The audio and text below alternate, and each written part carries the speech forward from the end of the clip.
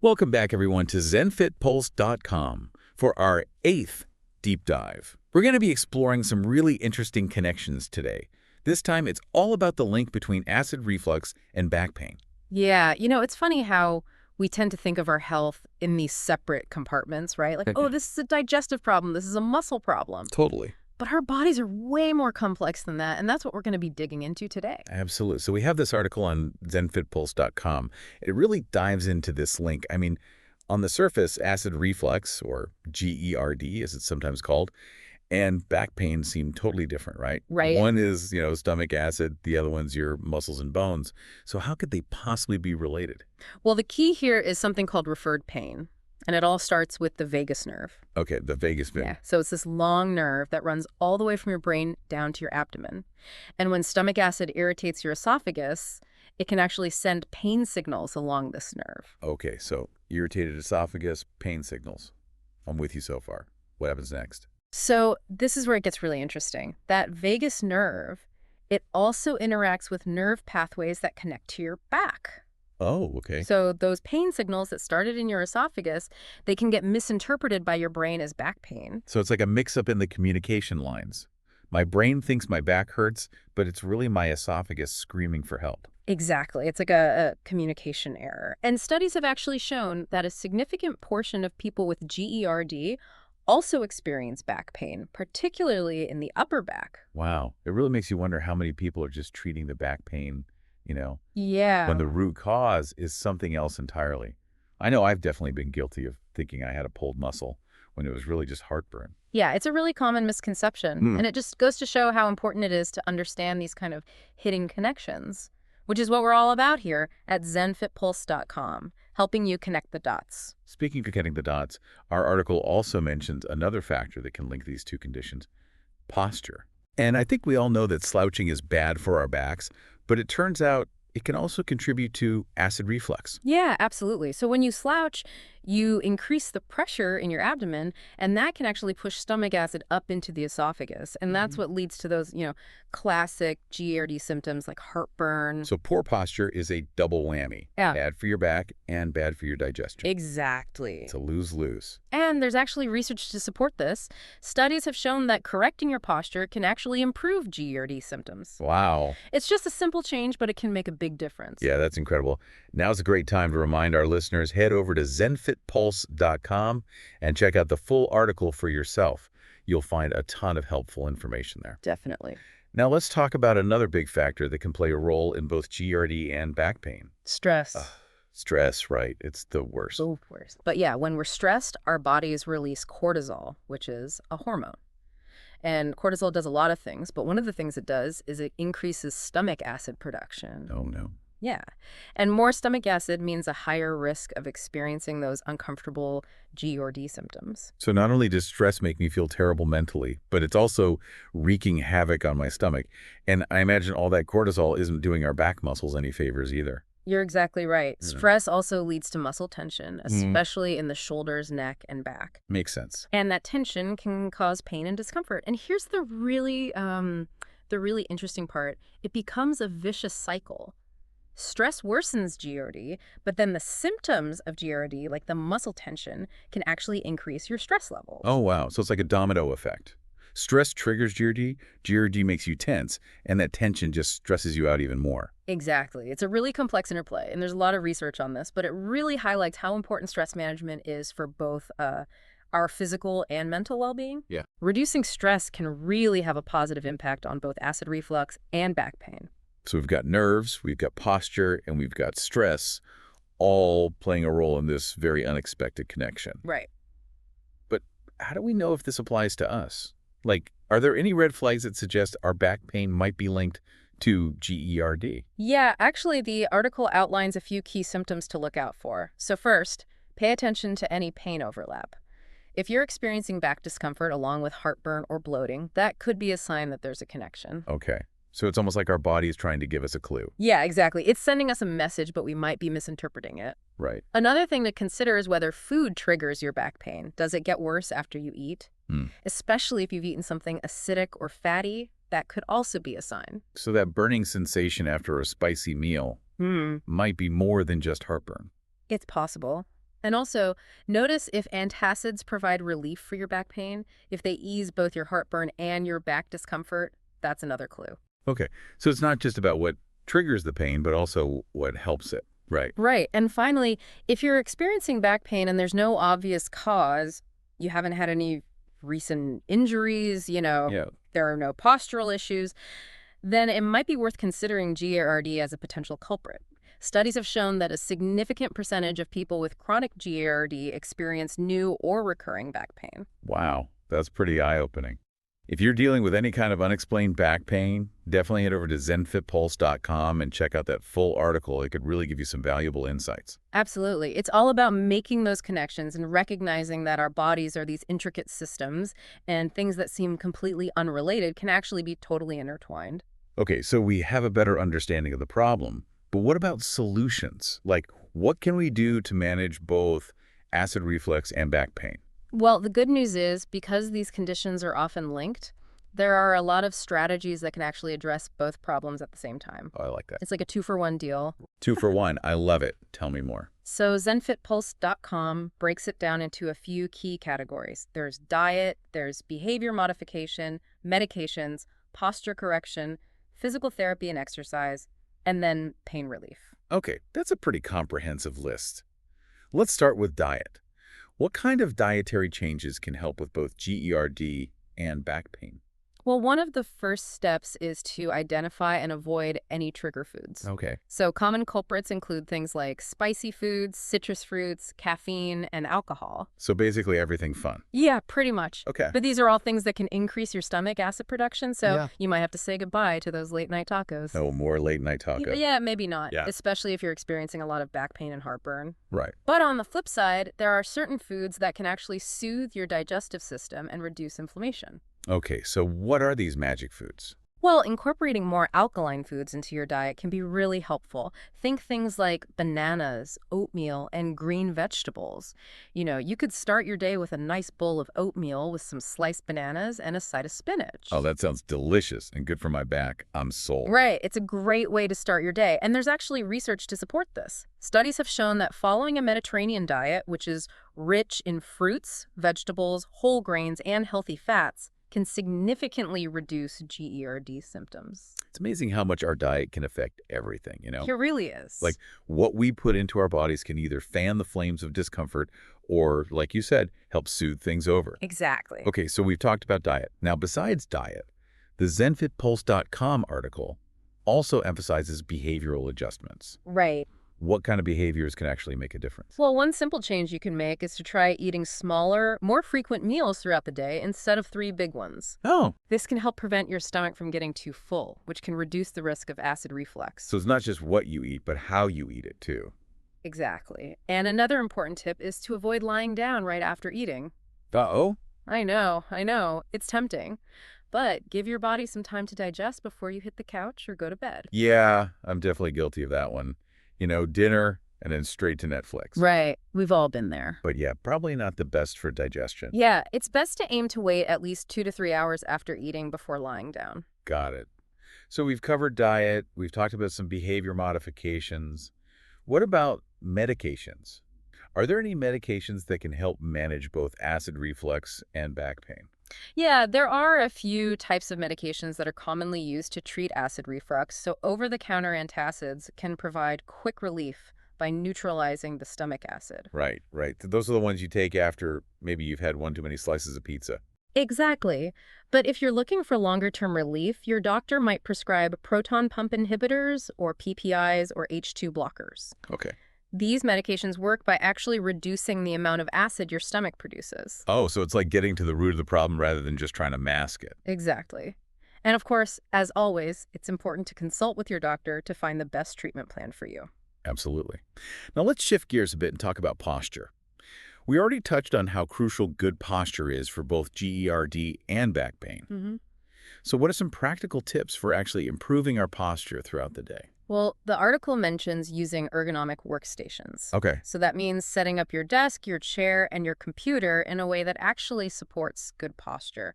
So maybe investing in a good office chair is a good idea. It can make a big difference, yeah. And it's not just about your workspace, it's also about having a supportive mattress that promotes good spinal alignment while you sleep. Right. That's a good reminder. I've been meaning to upgrade my mattress forever. Yeah, it's important. So we've talked about diet, behavior, medications, posture. What about physical therapy and exercise? Can those help with GERD and back pain? They can definitely be beneficial. Gentle stretches and yoga poses can be really helpful. Oh, okay. Things like child's pose and cat-cow are great for relieving pressure in the back. Yeah. And they're simple enough that anyone can try them. But in addition to stretching, strengthening your core and lower back muscles is also really important. Right, because a strong core equals a happy back, right? Exactly. Core strength is key for supporting your spine and preventing back pain. Got it. Wow, we have covered so much ground here. Diet, behavior, medications, posture, exercise. It's incredible how much everything is connected. Yeah. What about pain relief? What are some things we can do to manage those acute flare-ups? Well, ZenFitPulse.com mentions a few helpful methods. Wow. So heat or cold therapy can be really soothing. Okay, You can apply a heating pad or an ice pack to the affected area. right. And for more intense pain, you might consider over-the-counter pain relievers like ibuprofen. But of course, always consult with your doctor before taking any new medications. They can help you figure out the best pain management strategy for your specific needs. Absolutely. And, it's really amazing how many practical tips and insights you can find just by diving deep into one article on ZenFitPulse.com. I know, right?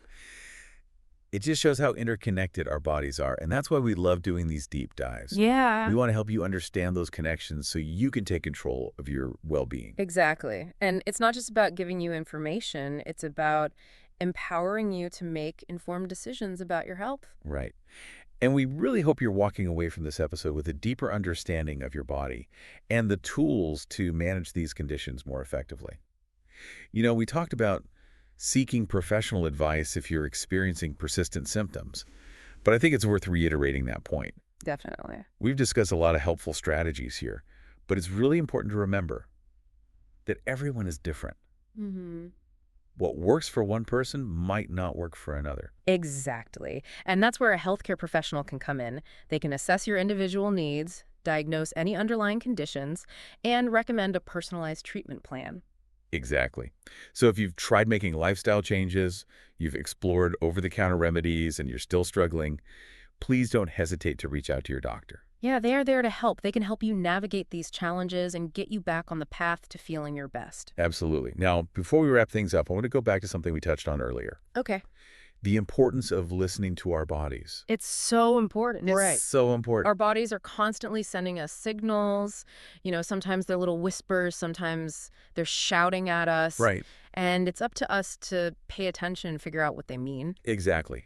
And when it comes to acid reflux and back pain, those signals might be discomfort, pain, or even changes in our mood or energy levels. Yeah. But whatever they are, we can't ignore them. We have to try to tune in, try to understand what our bodies are telling us, and then take action. Absolutely. And whether that means adjusting your diet, improving your posture, finding healthy ways to manage stress, or seeking professional guidance, the key is to be proactive. Take charge of your health. This reminds me of something I read in that ZenFitPulse.com article. It said that understanding the connection between acid reflux and back pain can lead to really meaningful changes in your health.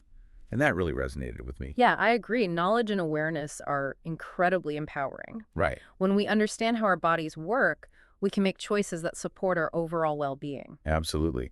And that's what ZenFitPulse.com is all about, equipping you with the information and inspiration to live a healthier, happier life. And if you're enjoying these explorations of interconnected health issues, definitely check out all the articles and resources that we have available on our website. Yes, definitely do that. We're constantly adding new content and exploring exciting topics, so you won't want to miss out. Right. Make sure to subscribe to our blog and follow us on social media for all the latest updates. So now, as we wrap up this deep dive, I want to leave you with a question. We've been exploring this link between acid reflux and back pain, but what other seemingly unrelated aspects of our health might be interconnected? Oh, that's such a good question. It really challenges us to think outside the box. Could there be connections between our gut health and mental health? Or between our sleep patterns and our immune system? Right. It's so fascinating to think about. It really is. The human body is so complex, and we're still learning so much about how everything works. Definitely. And I really encourage you to stay curious. Mm-hmm. and never stop exploring how different aspects of your health might be influencing each other. Absolutely. And remember, we're here to support you on that journey. ZenFitPulse.com is your go-to resource for all things health and wellness. Yes, and we'll be back soon to dive into another fascinating topic. But until then, stay curious, stay healthy, and keep diving deep into the wonders of your own well-being. So we've talked about diet, we've talked about behavior. What about medications? Are there any medications that can help manage both acid reflux and back pain? Yeah, that's a good question. So there are a few types of medications that are commonly used to treat acid reflux. Over-the-counter antacids can provide quick relief by neutralizing stomach acid. Right, those are the ones you take when you've maybe had one too many slices of pizza and you need some relief. Exactly. But if you're looking for longer-term relief, your doctor might prescribe proton pump inhibitors or PPIs or H2 blockers. Okay. And these medications work by actually reducing the amount of acid your stomach produces. So it's getting to the root of the problem rather than just kind of masking the symptom. Exactly. And of course, as always, it's important to consult with your doctor to find the best treatment plan for you. Absolutely. Now let's switch gears a bit and talk about posture. We've already touched on how crucial good posture is for both GERD and back pain. What are some practical tips for improving our posture throughout the day? Well, the article mentions using ergonomic workstations. So that means setting up your desk, your chair, and your computer in a way that supports good posture. So investing in a good office chair might be a good idea. Yeah, it can make a big difference. And it's not just about your workspace. It's also about having a supportive mattress that promotes good spinal alignment while you sleep. Right. That's a good reminder. Well, I've been meaning to upgrade my mattress for ages. it's important. So we've talked about diet, behavior, medications, posture. What about physical therapy and exercise? Can those help with GERD and back pain? They can definitely be beneficial. Hmm. Gentle stretches and yoga poses can be really helpful. Okay. Things like child's pose and cat-cow are great for relieving pressure in the back. Yeah. And they're simple enough that anyone can try them. But in addition to stretching, strengthening your core and lower back muscles is also really important. Right, because a strong core equals a happy back. Right, Yeah. exactly. Yeah. Core strength is key for supporting your spine and preventing back pain. Okay, we have covered a lot of ground here. Mm. Diet, behavior, medications, posture, exercise. It's amazing how interconnected everything is. What about pain relief? What are some things people can do to manage those acute flare-ups of back pain? Well, ZenFitPulse.com mentions a few helpful methods. Heat or cold therapy can be really soothing. Okay. Applying a heating pad or an ice pack to the affected area. Right. And for more intense pain, you might consider over-the-counter pain relievers like ibuprofen. But of course, always consult with your doctor before taking any new medications. Definitely. They can help you figure out the best pain management strategy for your specific needs. Right. Wow, it's amazing how much we've uncovered today just by exploring this connection between acid reflux and back pain. It really goes to show, doesn't it? There's so much to learn about how our bodies work and how things that seem totally separate can actually be linked. Exactly. We've talked about nerves, posture, the impact of stress, even how our diet can play a part. And we've given our listeners some real practical steps they can take to manage both conditions. Right. Whether that's simple lifestyle tweaks or talking to a healthcare professional, there's so much we can do to feel better. Absolutely. It's about understanding that we have the power to take charge of our own well-being. You know, acid reflux and back pain, they don't have to control our lives. I love that. And that's really what ZenFitPulse.com is all about. It's about giving you the knowledge and the tools to make positive changes. Exactly. And, you know, we've just scratched the surface today. Well, yeah. So I really encourage everyone listening to head over to ZenFitPulse.com and read the full article. Yes, definitely do that. You'll find even more details there. Plus, you'll discover a whole library of other articles and deep dives on all sorts of fascinating topics. Oh, yeah. We've got so much great stuff on the site. We do. And while you're there, be sure to subscribe to our blog and follow us on social media so you don't miss out on any new content. We're always cooking up something new and exciting to share. Always. Now, before we wrap up this deep dive, I want to leave our listeners with one final thought. Throughout this episode, we've emphasized how important it is to really tune into your body and to seek help from a professional when you need it. It's so easy to ignore those little signs our body gives us, you know? Those little hints that something might not be quite right. But it's crucial that we pay attention to them because our bodies are incredibly intelligent systems. They have a way of communicating what they need. Exactly. So I want to challenge everyone listening to really make an effort to listen to those signals, whether it's a whisper or a shout. Honor what your body is telling you and take action. Trust your instincts, don't hesitate to seek guidance, and remember, you are not alone on this journey. And we're here to support you every step of the way with information, inspiration, and a whole lot of curiosity. So until next time, stay curious, stay healthy, and keep diving deep into the world of ZenFit Pulse.